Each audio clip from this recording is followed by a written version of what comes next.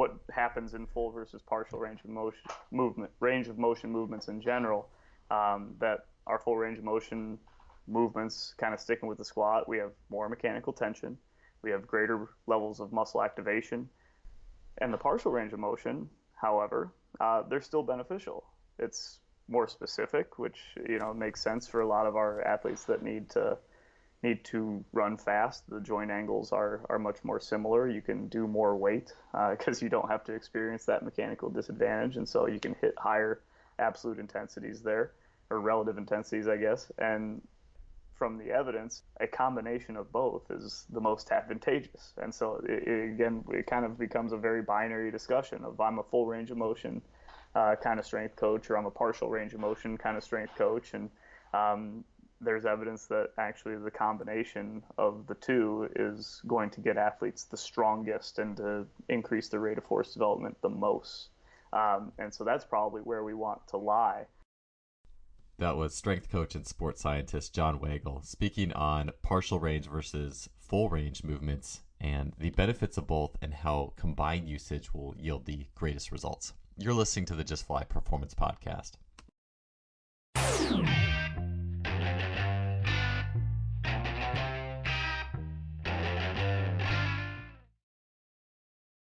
Today's episode is brought to you by Simply Faster. Simply Faster is an online athletic performance technology shop distributing items such as the Freelap timing system, GymAware, K-Box, 1080 Sprint, and the Speed Mat. I've gotten many of these items from Simply Faster and can confidently say that they make today's best training technology available to everybody. The Freelap timing system has revolutionized both my practices and my athlete assessments, allowing me to look at the 10-meter fly capability of dozens of athletes in a matter of seconds. It is wireless, compact, portable, and incredibly versatile. The K-Box and 1080 Sprint are fantastic tools for any coach looking to build speed, agility, and implement training scenarios that go beyond the traditional weight room. The 1080 Sprint is being used by great coaches training some of the fastest sprinters in the world, and it truly represents high-performance speed training. I can personally attest that Simply Faster's customer service is second to none. Christopher at Simply Faster responds quickly to queries, and anyone who makes a purchase from Simply Faster is in good hands. If you want to acquire some of the best high-tech training equipment available, stop by simplyfaster.com. That's simply with an I, faster.com. They are the future of coaching technology. Welcome to another episode of the Just Fly Performance Podcast. Thanks for being here today. I'm your host, Joel Smith, and today on the show we have Dr. John Wagle. He is a sports scientist, strength coach, and works at Eastern Tennessee State University, which is a mecca of sports science and sports performance. Today we're going to dig deep into the relationships between various training methods and then how those training methods are impacting the structure of the muscle itself. And so really, it's very easy to look at training just from an exterior perspective, biomechanics, biomechanical similarities, which is huge, don't get me wrong. I mean, that stuff is critical to success of a program, specificity. But in terms of coming full circle, checking off every box you can in the quest to get athletes to perform at their highest level, it's important to know what's happening on the muscular and cellular level. And so really excited to have John. John is a fellow in the Sport Physiology and Performance program at East Tennessee State University.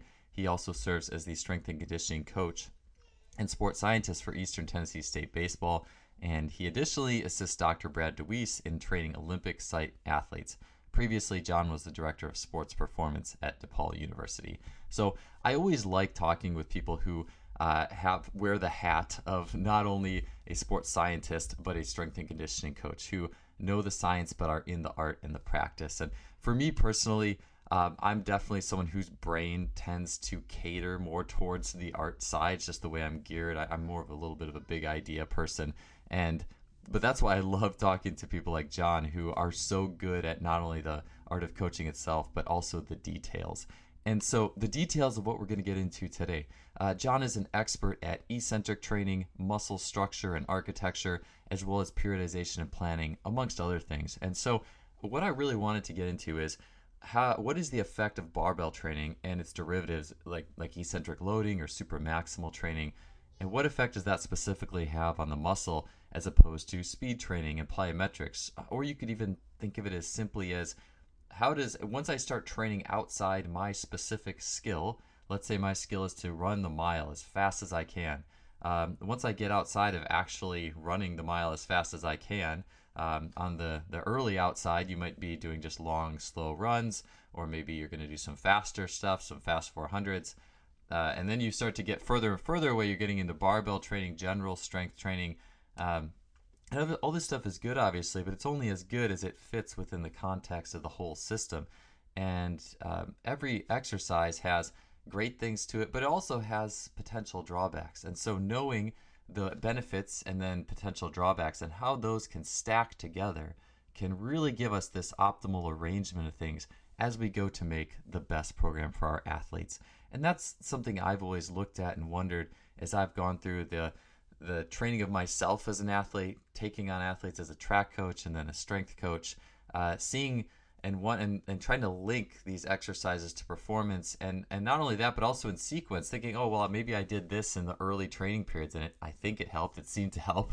You try to put that together intuitively, but ultimately it's awesome to know the science behind things, especially things like how is supramaximal training impacting the distribution of muscle along the length of the muscle, how is it changing pennation angle, how does it fit with potentiation. Knowing those things can give us a little extra in terms of our own coaching and our own athletic performance. So some of the topics we're going to cover with John today include eccentric loading for athletic training. We're also, before we get into that, we're going to get into the muscle architecture itself, things like fascicle length, pennation angle. I know those can be a little bit of complex words, but at the end of the day, fascicle length being associated with speed, pennation angle with force, and we have training methods that can hit those and combinations of training methods that can hit those things in a different and unique way. It's good to know. John, we're going to get into eccentric loading with him, how one really heavy rep of a set can impact the rest of the set if you have weight releasers on and the set reps 2, 3, 4, and 5 are lighter. What does that mean? How does it affect things like eccentric rate of force development? What does it mean for athletes? We're going to get into cluster training, how cluster training impacts the neurology of the set, how it's different from straight sets, and when in a season it could optimally be used, as well as different ways, different weapons in your arsenal, so to speak, on how to use that. As you heard in the teaser, we're going to talk partials versus full range, how those impact the system and how we can combine those for optimal effect. Finally, we're going to touch briefly on jump training and monitoring. So this episode has a ton of gold in it, and just a ton of not only practice, but also the science behind the practice in putting together the best program. So super thrilled to have John on the episode today. I know you guys are going to love it, and let's get to it. John, welcome to the show. Thanks for being here today. Yeah, thank you for having me. I've been a fan for a long time, so it's really humbling to be on as a guest. Yeah, absolutely. I know, man, you guys are doing awesome stuff at Eastern Tennessee State, and I remember back in the days being at the NAI Track and Field Championship there and meeting Mike Stone, and still have them here. Yeah, 10 years later. Well, shoot, it's like probably 14 years later. But I know you guys do such awesome work, and the work you're doing on the muscle architecture and eccentric strength. Those are just such cool and pertinent areas in the field. So I'm excited to get into that today. But what's been new in the life of John Wagle in strength and conditioning research, sports science, the last few months or year? Yeah. I mean, I'm very fortunate to be, like you said, kind of at the best place in the world for sports science and for strength conditioning. I'm very grateful for my time at ETSU, and kind of in short, what we've been working on recently, I defended my dissertation, which was mostly about accentuated eccentric loading, but we packed in there some measurement things that had to do with ultrasound and had to do with even predisposition with some genotyping and things like that. And we've actually put it into practice as well.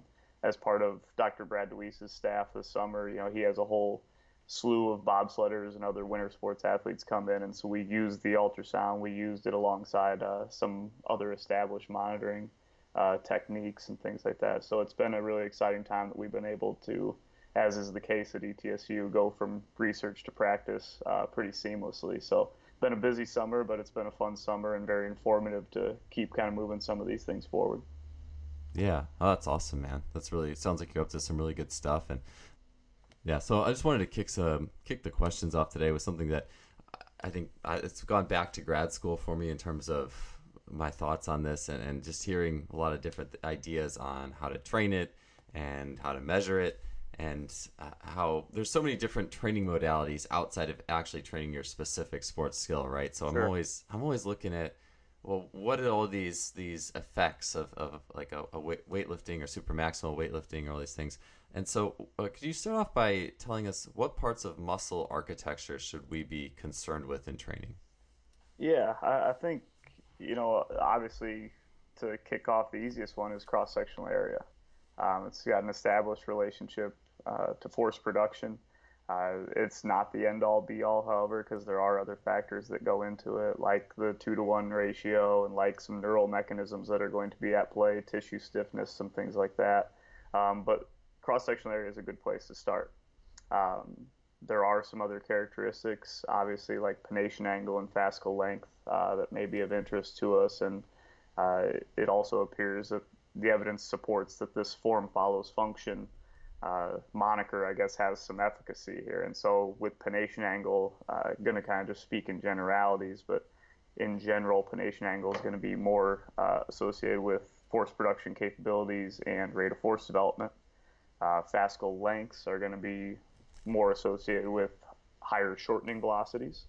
And so, you do have some different aspects that can be influenced in training as well and may influence performance outcomes. So there's a great deal of interest for coaches to at least be aware of maybe what architecture can do to performance outcomes, because there is some evidence, a lot of evidence actually, that supports it as an aspect that we should consider.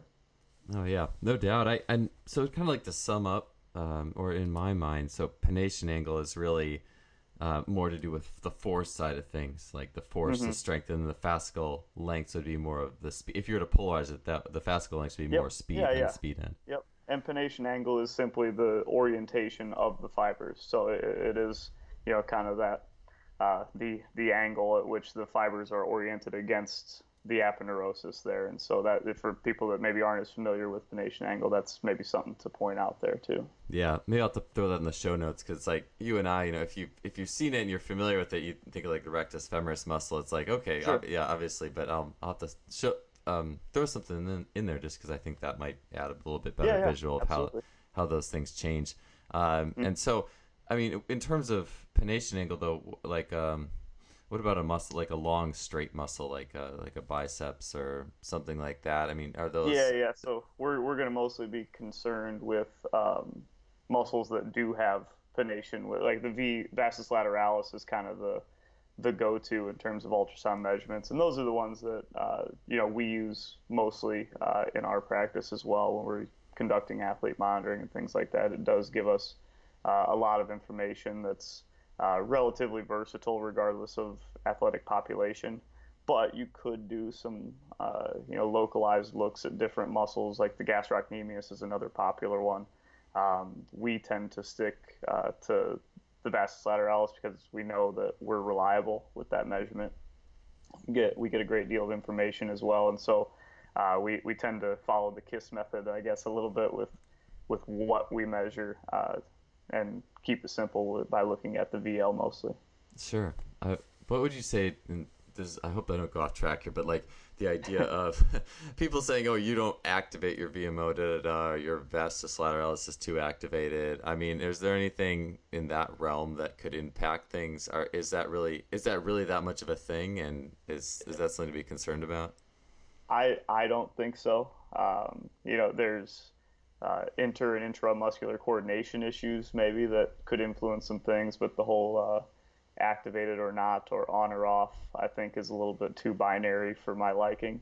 That if we had muscles that were just off, I think we'd end up in a lot of situations where we're just falling over or, doing some things like that. That I tend to live more in a gray area with the activated versus not Yeah. debate. No, I actually I agree. I think I almost like just kind of fed you that question just because like some people are like, oh, VMO, I don't know, it just popped in my head. I'm just like, that drives me Yeah, nuts yeah. too. Your VMO doesn't work, Yep. your glutes don't work, whatever. Like, okay. Uh, so yeah, but so with the muscle architecture, and this is the thing I'm always thinking of is whenever we do something that's not, if we want to run faster, for example, probably the most Hmm. basic athletic skill people want to get better at, but everything that's not running as fast as you can is going to do something different, right? And so, Right. and just things as simple as weightlifting or plyometrics or any training means or weighted loaded stretching, things that are different and interesting and unique in their own package. What's a basic primer on how some of these training means are impacting the architecture? So different forms of barbell training. Yeah. Yeah. So I think, I'll kind of keep it in the just simple classification that we had talked about earlier, and just what potential influences does this architecture have on performance. That in general, strength training is going to obviously increase the cross-sectional area, but also it tends to increase the pronation angle, and in theory that's adding sarcomeres in parallel, and that's where the increase in force production potential comes from. Speed training, we tend to lean mostly on cross-sectional research, looking at sprinters versus other types of runners like distance runners or controls, that the sprinters tend to have longer fascicle lengths. But there is some training evidence as well to support that sprint training increases fascicle length. There's one study in particular that I think is really important. That's the lead author is Blazevich, and he looked at three different types of training. It was a combination strength training only and then speed training only, and basically got the results that you would expect. That the combination, or that the strength training group increased pronation angle, CSA, that the speed training group increased in fascicle length, but the combination group, if I'm remembering correctly, tended to look more like the strength training group. And so what we might have there is a strength of signal, or something like that speaks to the emphasis, de-emphasis as you move through the training process. That there may be some calculated manipulations that you can leverage here, and you need to be aware of kind of your training process in its entirety, because the fact of the matter is, very rarely are we doing strength training in a vacuum, speed training in a vacuum, no training in a vacuum. So with that emphasis, the emphasis of the various components, we need to be taking measurements, and that's where you can be informed through athlete monitoring, because you can kind of provide that context to your process and know what's happening on a much deeper level. Yeah. So could you talk a little bit about how do you go about measuring this on the fly? Because if I have a training program and I have a particular, and I'm working with a track sprinter, the most basic way you could look at it, and I want to get them faster, and I have a particular amount of barbell training in there, or your eccentric training, or Olympic or lifting, or a combination of means, and I want to see how it's impacting things. How do you measuring this, and how do you assess that as you go forward? Yeah, I think this is where kind of ultrasound does come into play, and it's not the most accessible piece of technology, but it is becoming more accessible. There's certain companies that are doing USB based devices that you can plug right into a laptop and things like that, to get some greater practicality to a device that's been mostly reserved for clinical use, essentially. But in general, we kind of use the ultrasound to give us a two-dimensional static measure of the muscle, and that obviously has its limitations, because that's not the way the muscle operates. It's in three dimensions and dynamic, and so we are limited a little bit in the measurement type for sure. But when we consider the ultrasound alongside things like the isometric mid-thigh pull, our jump testing, other aspects of an established monitoring program, that's when it becomes really, really informative. So, in my opinion, the measures of muscle architecture alone are relatively superficial, but can provide a great deal of context to all the other tests that you are conducting, and can kind of explain a little bit of what you're seeing with some of the more traditional tests. So essentially, with the ultrasound, you very much so take this general scientific knowledge of this is what pronation angle does to rate of force development, and you contextualize it within your monitoring system to your athletes. And so it becomes very useful. It becomes very practical if you kind of know how all these pieces fit together. Yeah, the human body is such a complex organism in training, right? There's always so many things.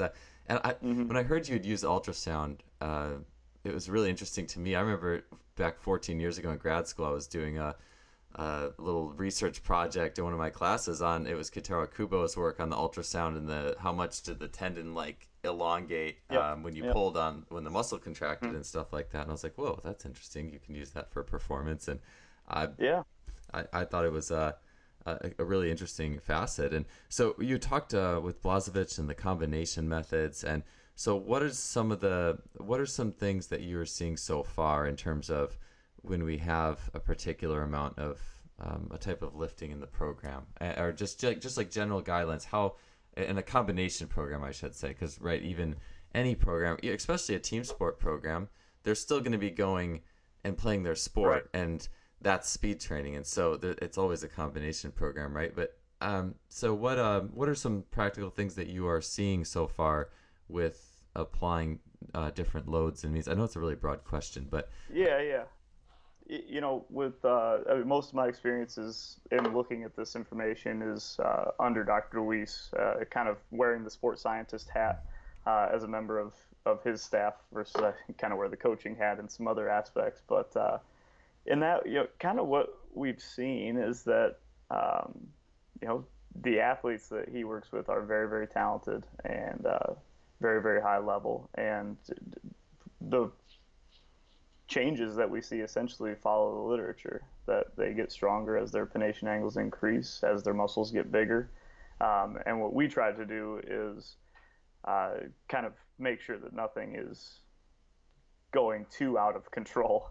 And that these athletes, because they're so high level, that we're getting just reliable testing measures and giving that back to Dr. DeWeese so that he can make good decisions. But the pronation angle seems to be the one that's influenced the most drastically, which does make sense considering this is the early off season for them, and they're in year one of a quadrennial, that the emphasis being their strength and their resistance training and things like that. That it kind of was what we expected to see. But I'm hoping that this gains some more popularity, quite honestly, because we are in the very early stages of this. I mean, part of what we did in my dissertation work was even show how the posture in which you collect the positions influences the relationship to performance outcomes. And so the traditional is lying down, and we stood people up because that's what you have to do when you perform, and the standing measures related much more uh, greatly in magnitude and more abundantly compared to the lying measures. And so I'd love to give more practical, like this is what happens when you do this, but just the reality of it is that we're very early stages with this, which is an exciting place to be, in my opinion, because I think we're really onto something great, and we're onto something that can be a very nice supplement to traditional, even anthropometrics like body composition and girth measurements and things like that. That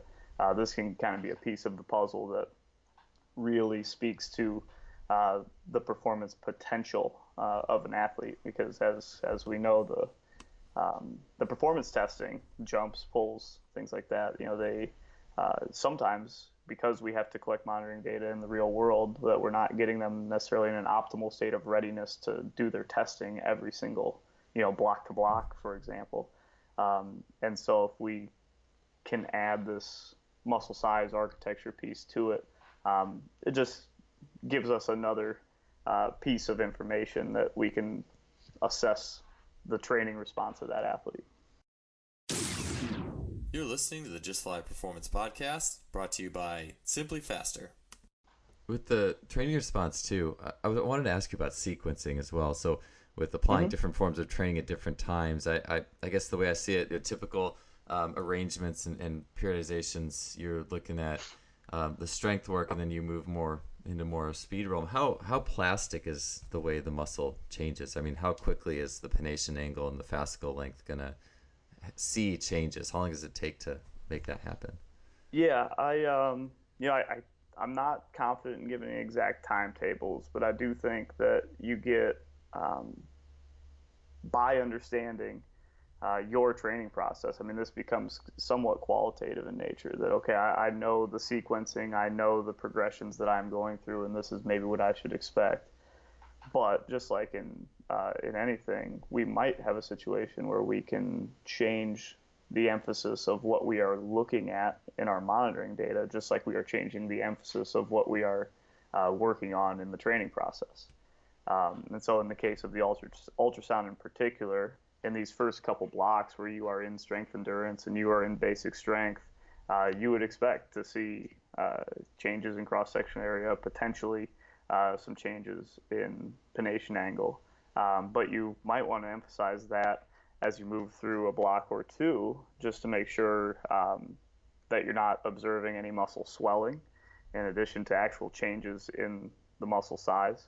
And aspects like that, that having this emphasis on cross-section area, for example, for a couple blocks beyond maybe when you're emphasizing muscle hypertrophy is valuable, because you do have muscle swelling to consider. You also need mRNA, for example, to accumulate, and that tends to take a few weeks before you'll see true size changes in the muscle. And so by kind of taking this systematic approach to not only the data collection, but the way you look at it could be meaningful. So to kind of finish that, then as you move towards the realization phase, essentially, where you might be more concerned with high-end power productions or running very fast, things like that, then you might look at things like fascicle length. You might look at how pennation angle is changing and how that might influence rate of force development, and be more in a let's make sure we're maintaining muscle mass. Look at the cross-sectional area, for example. And so just like the training process, we have this emphasis, de-emphasis, and we have kind of what's important right now. Because if you're kind of implementing a concentrated load, then you want to make sure that the changes that you're seeing are following that concentrated load. And so that's kind of how I view this fitting into an annual plan or into the long-term preparation of an athlete.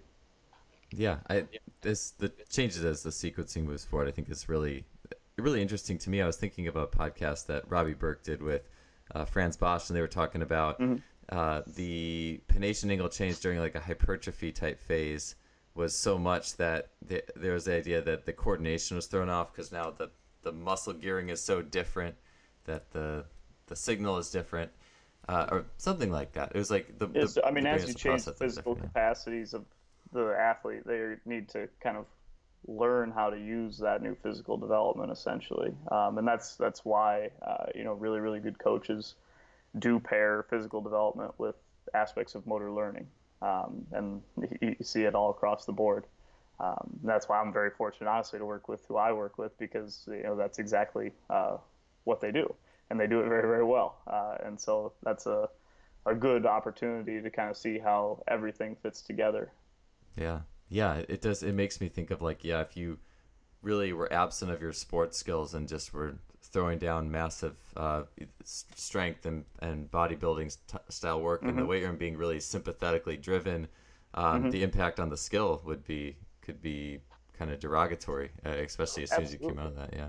And even tying this kind of back to measuring the muscle is you can make detrimental changes in muscle size. For example, the kind of classic look at this, tying in now eccentric training as well, is that eccentric training tends to make muscle size changes at the distal portion of the muscle. There's evidence that has happened in multiple studies, and there's a recent paper that looked at localized focal adhesion kinase expression, which is going to drive muscle size changes, and that was at the distal portion of the muscle following eccentric training. So if we even take like the quadricep in general, so if I make a lot of size changes towards the distal portion of the muscle, the sprinter, again kind of keeping it into a simple application here, has to lift his knee, and it's got a lot of weight now towards the end of it, and that's going to make it less advantageous for him to run fast. Versus if we make our muscle size changes more proximal at the hip, then that's going to be more advantageous for his sprinting performance. And so that's where we need to be really careful in when and how and what changes that we're making.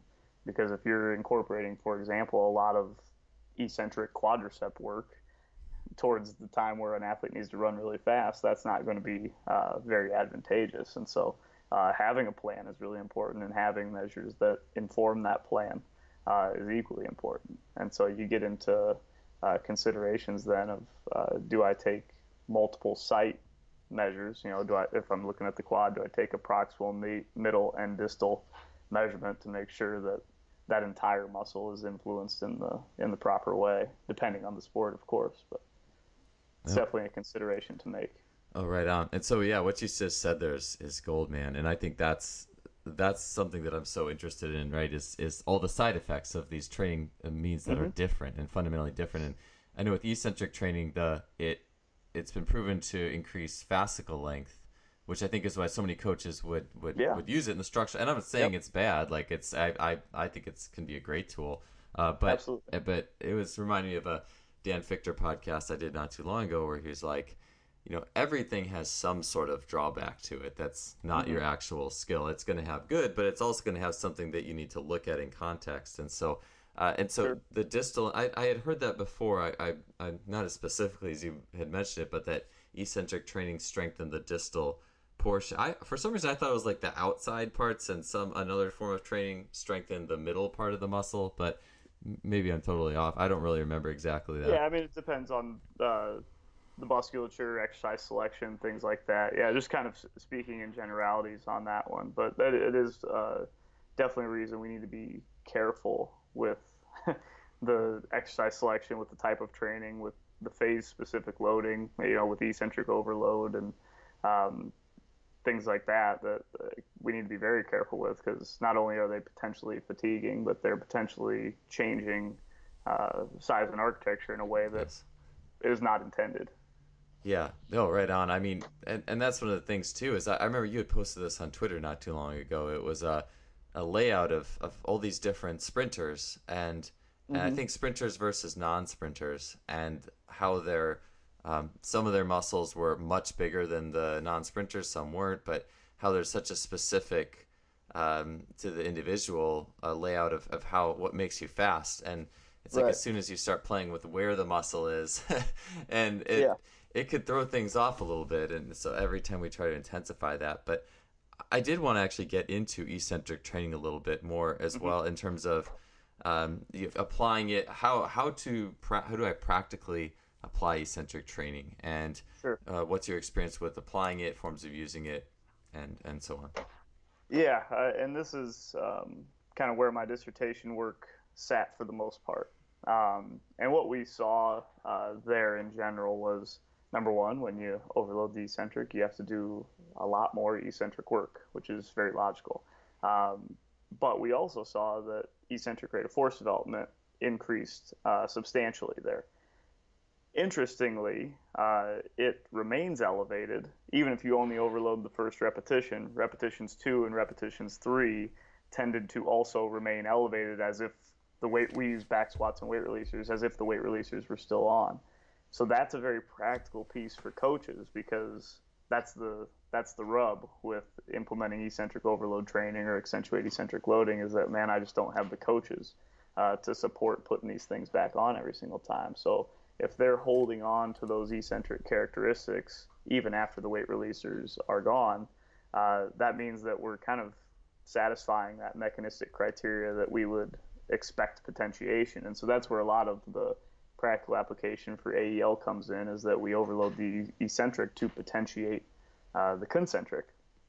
Unfortunately, in my study, that's not what we observed. But I don't think that that's necessarily stating that AEL does not cause potentiation, because there's been plenty of papers that have observed that. What I think happened in our study in particular was that the relative loading was too close together. So we did 105% eccentric and 80% of 1RM on the concentric.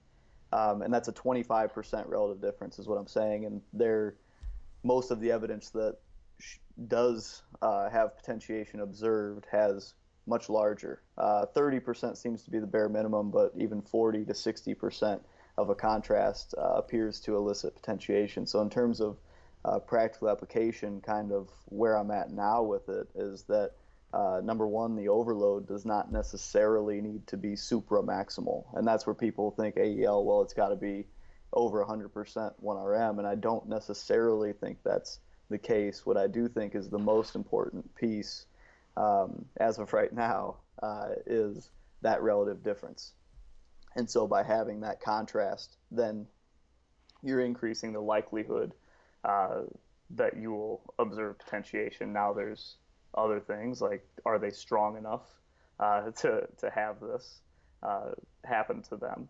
And more importantly, I think, is are they technically proficient in whatever exercise you're choosing in order to not have it fundamentally change their technique?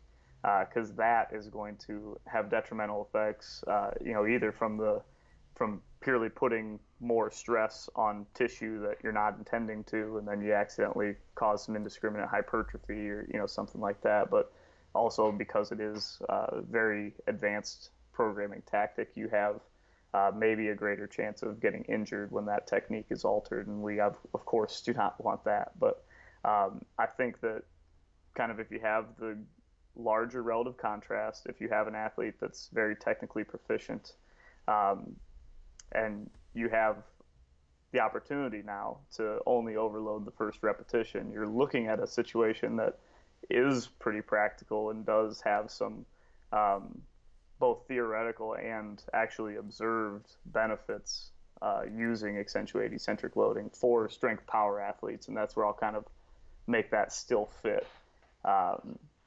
And for the sake of being brief, that's mostly because with eccentric overload training, you see a lot of changes, particularly at the cellular level with myosin heavy chain expression and things like that, that would favor those populations rather than maybe an endurance athlete. I gotcha. So you mentioned AEL. Does that stand for accentuated eccentric loading? Is that right? Yes, sir. Okay. Yep. Cool. And so you set that up with the weight releasers on the first rep. They do the first rep at 105 and then drop to 80%. And Yep. then and how many reps total would be a set? So you do the one eccentric, and then how many at 80 is most athletes doing for them? So I think in terms of maintaining that eccentric rate of force development and maintain that elevated level of eccentric rate of force development, that 3 reps is probably where you're at. We did 5 in my actual data collection for my dissertation, but they tended to fall back down to earth, the subjects did, after the 3rd repetition. In terms of the eccentric characteristics, the concentric characteristics, like I said, we didn't observe any potentiation there, and what we saw was people getting tired. And again, I think that's because the difference was just a little bit too narrow. And so I would expect, even now, kind of seeing it applied this summer, a couple of the bobsled athletes under Dr. DeWeese's programming used AEL that had a very large relative difference in there, and it appeared, we didn't make any measurements, within training at the time or anything like that, but it appeared that that seemed to be the set configuration that was working the best for those athletes. Sure. So they were more at like a 30 or 40% difference versus the 25 that you had. Mm-hmm. Cool. Yeah, it seems like a pretty brutal set. 105. You got to do 1 at 105 and then 5 at 80. That last one might be a little bit grinder for a few people. Yeah. And again, it's kind of those that were inefficient tended to get more tired. And so that's where that technique piece is so important, and it's often quickly overlooked, especially when we talk about maybe some deeper science. We still have to be coaches, and we still have to take pride in the way that the athletes are executing the movements regardless of the tactic that you're implementing. And that's where you can kind of get lost in the excitement of, oh my gosh, they're going to do 120% on the eccentric phase. Let's turn up the music and get to work. But no, you still have to have that attention to detail, probably even more so when you're implementing those advanced strategies. Yeah, especially too, I imagine if someone got under 120 and their strategy for a squat, and their strategy is to have a lot of forward hip flexion and trunk lean to deal with that versus having it hit their legs more. like we had talked about before, the different muscular adaptations to that, and Mm-hmm. it makes me think a little bit about. I think Cal Dietz really likes like the single legs or the split squat type Sure. stuff and overloading that, and so it definitely is something to pay good detail towards. I was going to ask you as well, how do you measure rate of force development on the eccentric? Because I think that seems almost counterintuitive to some people. Like, how does that manifest itself? Yeah, so we use the squat, obviously. So we had to look at some literature to see how they had measured it as well, and what seemed to be the most agreed upon was to actually take the point at which they're transitioning from eccentric to concentric phase. So we had a potentiometer that we could get the displacement value. So basically at the bottom of that squat, and then we moved 250 milliseconds before that time point, and called that the kind of critical window that we were assessing rate of force development. So the eccentric rate of force development was essentially the bottom of the squat and the 250 milliseconds prior to the bottom of the squat. Okay. So essentially what you're looking at there is when they lose the mechanical advantage and the influence of that overload truly on the bottom characteristics of the back squat. So I guess in a nutshell, a better reversal or setting up Exactly. for a better reversal. The reason we chose 250 milliseconds is because north of that is when you start to see energy dissipated as heat rather than stored and returned in the concentric phase. And so we could have shrunk that window, certainly, and looked at a narrower time point. But we chose to kind of be at that outer end because that's kind of what the previous studies recommended. But you could certainly look at it in some different manners and maybe get some different information out of it too. You're listening to the Just Fly Performance Podcast, brought to you by Simply Faster. Yeah, so if we're talking squat too, and I mean the idea of muscle length, and I don't know where in the eccentric, I guess, the muscle length would come from. I mean, would it have to be a full range of motion eccentric to really get those benefits? I mean, if you did like a quarter squat and blasted at supermax, would you be not looking for that? I would imagine the research on is not out on that, but Yeah. So you're right, and that's probably why I'd more lean to just what happens in full versus partial range of motion movements in general. That our full range of motion movements, kind of sticking with the squat, we have more mechanical tension, we have greater levels of muscle activation, because we're maybe working with a shorter moment arm. There's reduced cross bridge formation, whatever the case may be. There's a reduced force production per sarcomere even. Like, you can go into a lot of theoretical aspects as to why that's happening. And the partial range of motion, however, they're still beneficial. It's more specific, which makes sense for a lot of our athletes that need to run fast. The joint angles are much more similar. You can do more weight because you don't have to experience that mechanical disadvantage, and so you can hit higher absolute intensities there, or relative intensities, I guess. And it's especially an advantageous strategy when we're looking to reduce the volume load displacement, maybe as we go through a taper, to help the realization of some fitness qualities. But it's not reserved for that period of time necessarily, because partial movements can be used as associate exercises to maybe increase the strength at a specific range of motion as you're working on the strength of a full range of motion movement. So there's utility there, but overall, kind of what you get from the evidence is that a combination of both is the most advantageous. And so it kind of becomes a very binary discussion of, I'm a full range of motion kind of strength coach, or I'm a partial range of motion kind of strength coach. And there's evidence that actually the combination of the two is going to get athletes the strongest and to increase the rate of force development the most. And so that's probably where we want to lie. And there is a study from ETSU that looked at that specifically, and they looked at a group that did all full range of motion and a group that did a combination, and lo and behold, the partial and full range of motion group, that combination group, outperformed the full range of motion group in pretty much everything that they measured. And so that's kind of where we're at, is knowing how to blend these strategies and knowing how to use them at the right time and knowing how to sequence them. That becomes the most important when we're considering eccentrics, or when we're considering full versus partial, or we're considering any one of these programming strategies or tactics, that's going to be the most important aspect. Yeah, I always enjoy talking about, especially about things where it's not a binary world, right? Because, I mean, Mm-hmm. we've discussed this multiple times throughout, but, like, people love to jump on one side. Like you said, I'm a full range of motion guy. I'm a Yeah, yeah. partials guy. I'm whatever it may be, whatever your thing may be in the black and making something black and white. But I always love how the research says, well, if you do it together, you're going Yeah. to get a better result. And what about, like, the sequencing in that? I don't want to take off a tangent. Actually, I have just a couple more eccentric Right. questions. But if you're, I mean, with the research, we know that both a combination of both is the best. So, do you feel like doing things in tandem, or I mean, the common would probably be go full squats, half squats, maybe some quarters Mm-hmm. at the end of the year. Yeah. Any sort of, I mean, thoughts Yeah. on that whole sequencing? It's I've tried my best to avoid this type of answer, but I'll pull it out now with it depends. And it depends because obviously every sport, every athlete, every situation is going to be different. But there's a ton to support the efficacy of variation in a training program and having that maximized performance potential. And that's essentially manipulating the displacements becomes another aspect, another thing that you can manipulate to achieve greater variation in the training plan. And that's where I think it sits. So as long as you are making logical, sound, evidence-based decisions in how you sequence that, then I think you've made your case essentially. Now, in general, moving from full to partials is probably the most logical as you move from general to specific, as you look to have greater amounts of volume and work to lesser amounts of volume and work and greater intensities.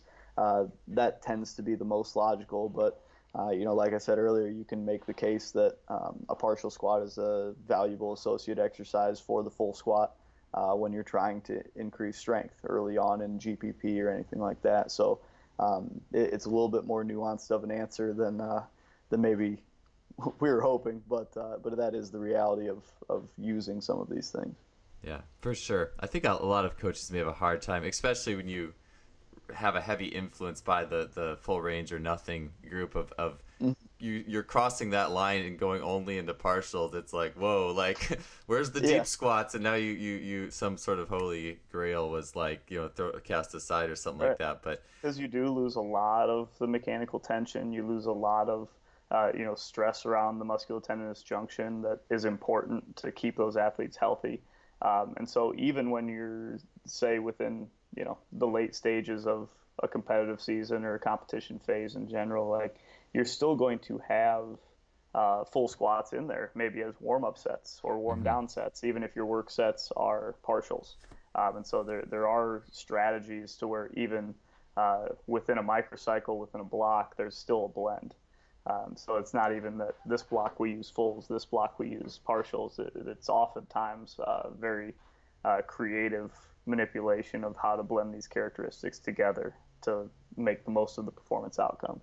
yeah, oh, right on. As we were talking, actually, something that popped in my head, I actually had to write it down because, well, I'll mention it now too, so I get to double remember it. But like, I had this idea of, I've seen research, and I was working on this pretty extensively and kind of finishing a big book project over the last 3 years, but the whole full and partials debate. And the research does tend to tip its hat towards it once you're strong enough in a full, like 1.5, 1.75 body weight. The partials are where it's at, like in terms of those really need to be addressed. And I was thinking, if you really still wanted to do the full range of motion work, which you were mentioning, very important, the tension at the bottom, and then just getting full range work in single leg, maybe be like warming up with single leg full range of motion movements, skater squats, pistol squats. It's more functional, triplanar, if you will, and then you got the blast it with the partials. And anyways, that's just where my mind went. But Yeah, I absolutely.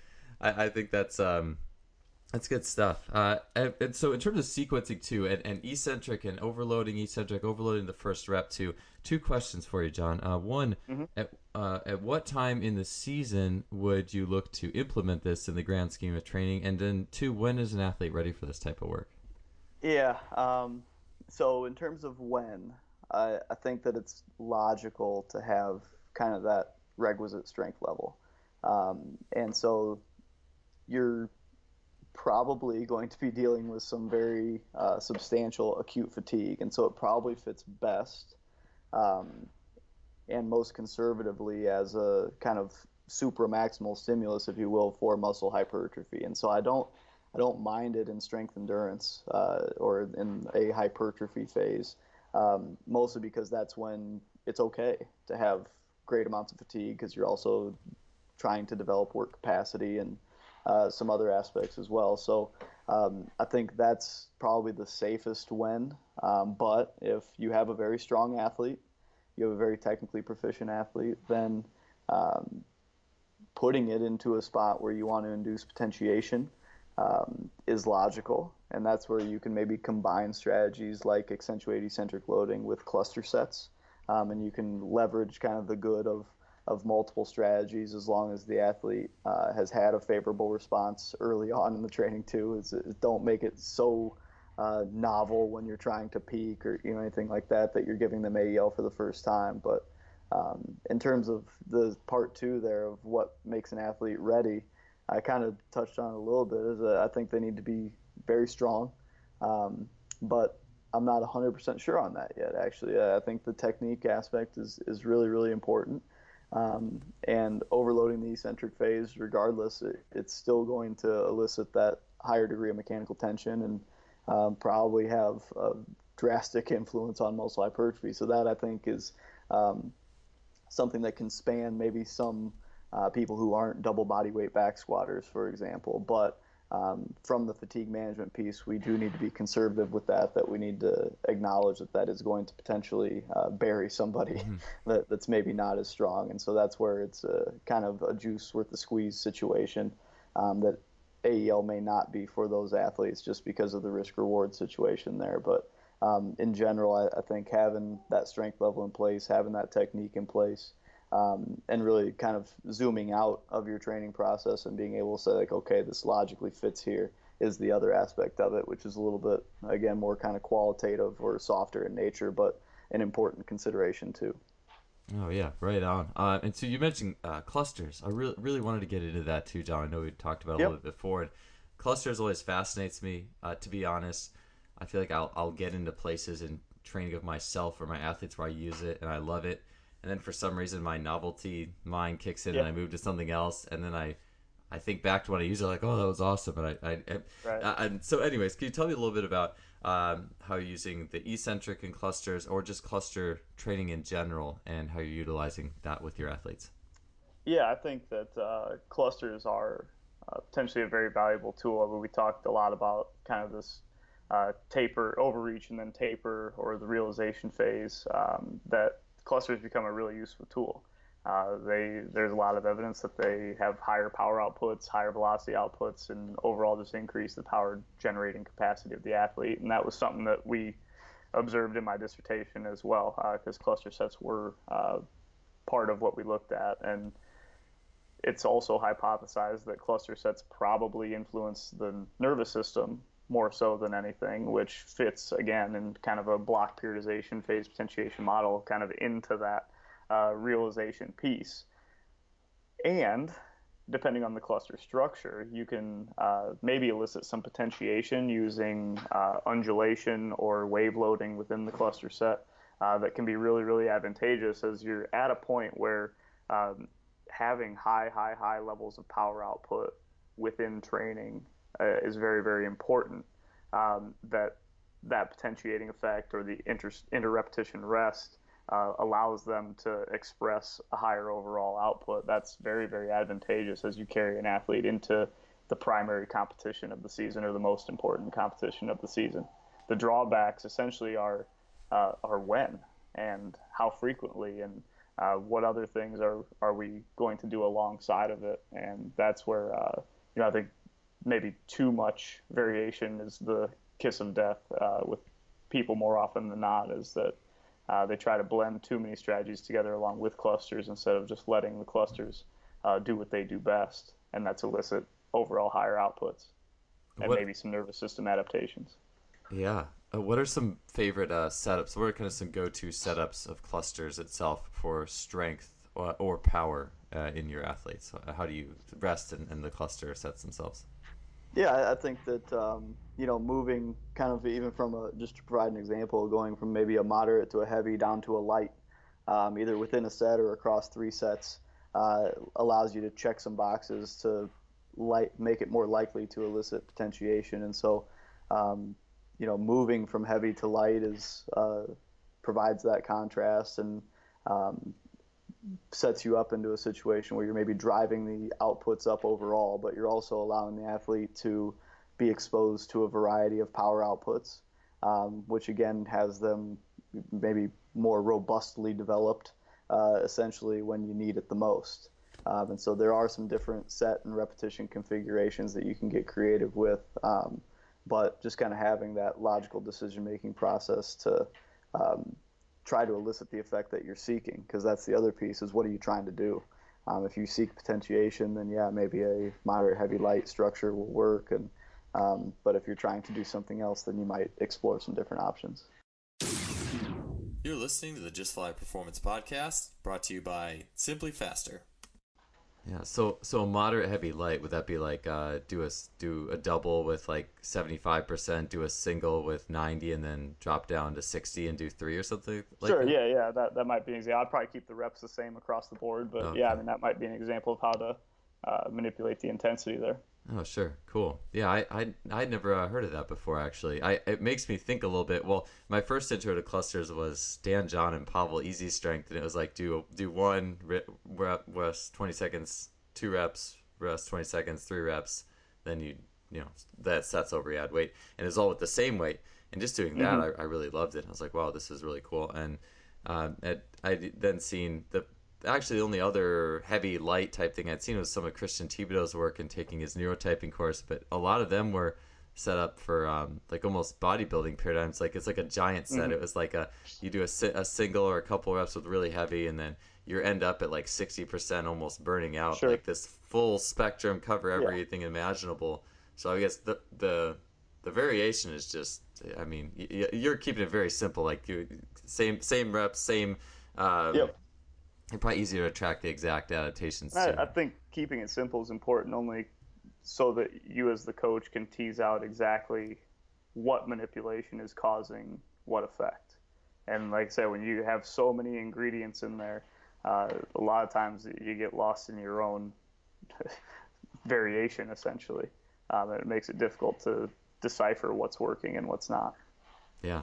Yeah, I think I was thinking too, actually, I probably have done a little bit of work of clusters before I really heard of it, because I had done like going from like 4 sets of 5 or 6 sets of 3 cleans to 20 sets of 1 on 30 seconds. Sure. I put 20 pounds on my clean. I was like, oh, this is cool. And like, Yeah. and then I decided to start doing the same thing with depth jumps. Instead of you're going to do Sure, a yeah, set absolutely. of 10, do 10 sets of 1. And we would just, when I was coaching track and field full time, we would just write on the chalkboard. It's like you have 10 and 30 seconds out. And every time they did a rep, they would erase a little mark off the board that I had, because otherwise we would totally lose track. There's no way. Right, exactly. And you don't want to have to think of how many reps you have done as you're doing it. You just want to get them all done. Right. And so, so in terms of the course of the year, I mean, planning your periodization, would you tend to gravitate towards going from more straight sets, and then as you go, you're breaking it up into clusters as you move In forward? general, yeah. In general, because some of what you're trying to stave off, maybe later in training is that fatigue aspect. And so if you start using cluster sets, there's probably going to be less metabolite accumulation and aspects like that that are potentially fatiguing or going to make an athlete sore or something like that. Clusters become the tool to let you maintain certain qualities but have a greater likelihood for the development of others. And those others are probably the most important ones that you're after in terms of like peak power production and things like that. Yeah. So clusters, the way you program them, are more they're more like just seeking the neural adaptations, so you can really kind of put that in its box to track the results, and then have more of the structural, the metabolite accumulation in the blocks preceding. And essentially, I'm kind of in an S&C role with our baseball program here, and we used clusters after our functional overreach to be it as part of our taper. So we did a functional overreach where we still had straight sets, and then for the 2 weeks following, We started to move into clusters in week 1, and then we brought partials in the second week following the overreach to kind of really cut down the displacement and move them into what they were preparing for at the time was the conference tournament. And so there's, just maybe an example to blend some of those characteristics as you're seeking realization of whatever fitness qualities you're after. Oh yeah, right on. And so with the functional overreach too, I've always thought about this. It's like if you're going to overreach, you said straight sets, you would want to probably overreach more in terms of some of the structural stuff, because if you overreach the nervous system, that's kind of harder to come back from. Yeah, exactly. Yeah, if you overreach with cluster sets or something or super maximal, it might screw you up Correct. for a little bit longer than you hoped. Cool, I love it. All right, well, we don't have a whole lot of time left, so I know I want to get into some of this RSI work. And so jump testing, jump training, jump testing. Could you talk to me about the RSI and RSI modified tests? What are they, and then how do you utilize them? Yeah, so for traditional RSI, basically both reactive strength indexes are looking at, I'd steal this from Daniel Martinez, but the how high, how fast. So with the traditional RSI, you're looking at jump height over the ground contact time, typically from a drop jump. And RSI modified, you typically use the counter movement jump. And essentially RSI is looking to assess fast stretch shortening cycle, the reactive strength as it's often termed, and then the RSI modified is looking to assess slow stretch shortening cycle and maybe more of an elastic strength. And in the past, I've used the traditional RSI a little bit with my athletes at DePaul, with my men's basketball athletes. And we were essentially just, looking to have a measure that maybe related to change of direction or acceleration or, things like that, just because I felt like there were so many problems with, your traditional change of direction tests that I wasn't a huge fan of any of them. But I've got a little bit more experience now with the RSI modified. And I like the RSI modified because it's very scalable. And I talk about this a little bit in the Simply Faster article, but using basketball as an example, that it's fatigue sensitive. And so you can, kind of acutely manage that aspect and manage your microcycle. But it's also potentially, because it's assessing slow stretch shortening cycle or elastic strength, that it's also important for their performance potential. And so when you have a metric like the RSI modified, I think it's very valuable because you can start to speak the same language no matter if you're looking in the short term or the long term with the changes that you're seeing in training. And that's when I think you've got a really good metric in place.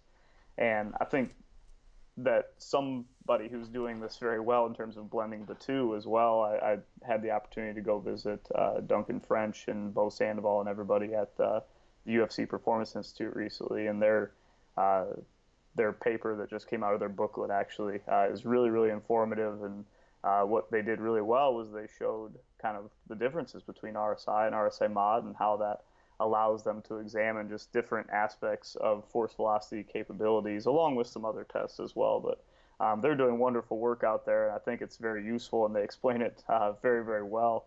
But overall, I think that both have their place. Both are giving you a piece of information that is useful depending on the athletic population. And I think that both are also reliable and worthy of being included in a monitoring program. That those are aspects of performance that you want to examine. You mentioned, John, the slow stretch shortening. I think that a lot of people just think of only fast stretch shortening, right? Like the faster the better, faster the better. And this especially in team sport play and situations. And I come from more of a track background, and not that I don't think of all sports, obviously, but slow SSC isn't the first thing that pops into my head a lot. Sure, could you talk about the importance and how that's utilized in the course of play and how athletes might use one or the other? And I'll kind of draw from my experience in men's basketball that their jumping demands are very robust. I mean, they do have to use the fast stretch shortening cycle and maybe perform some repeated jumps. They also have to sprint. They also have to change direction. That's all going to be classified there.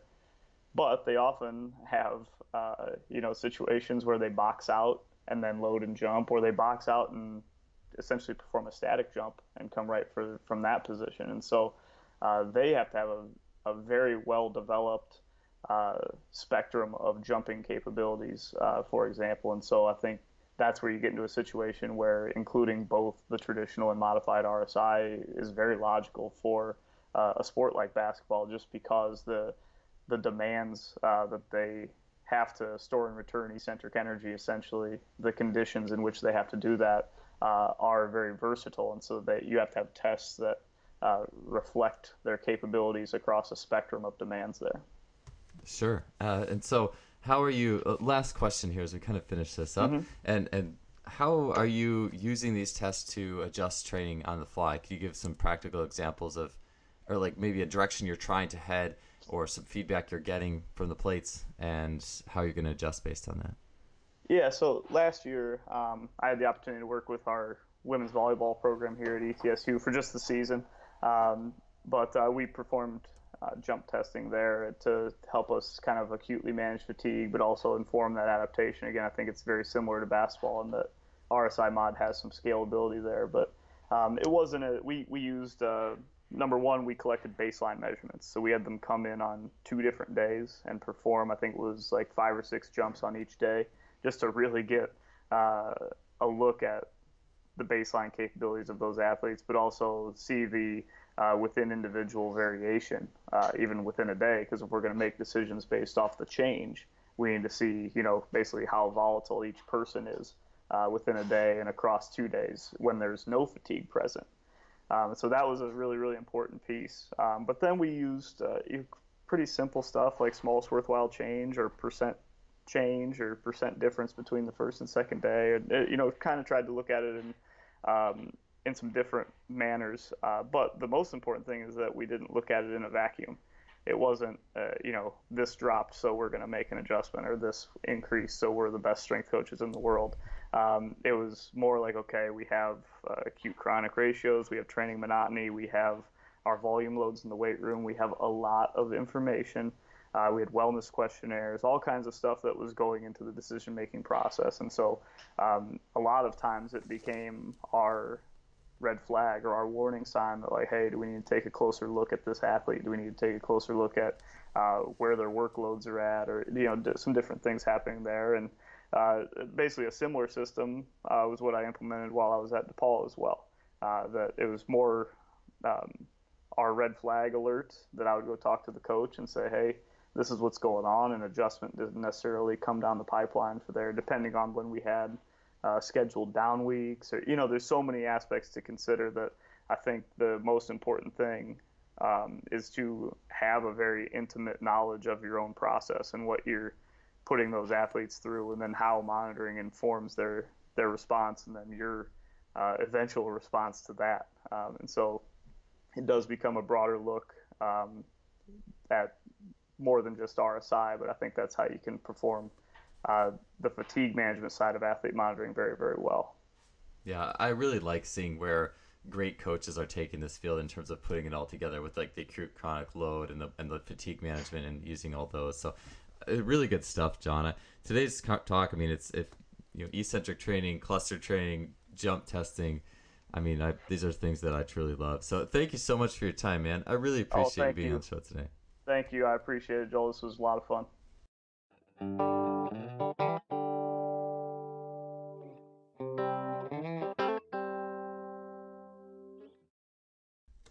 Thanks for tuning in today for another episode. I hope you enjoyed that one as much as I did putting it together, talking to John. And I just love talking to people who have a little more attention to detail than I do, and many times in terms of some of the fine points of what's happening inside the muscles as we put exercises in the system. And so I think there's just so many derivatives there between the eccentric, the cluster training, the full and partial range, and the results of it all that can make you a better coach and athlete. So I truly hope you enjoy that episode. Also, don't forget, leave us a rating or review on iTunes, Stitcher, whatever you're listening to. We'd really appreciate that. Finally, visit our sponsor, simplyfaster.com, suppliers of high-end training technology. We'll see you guys next week with another great guest.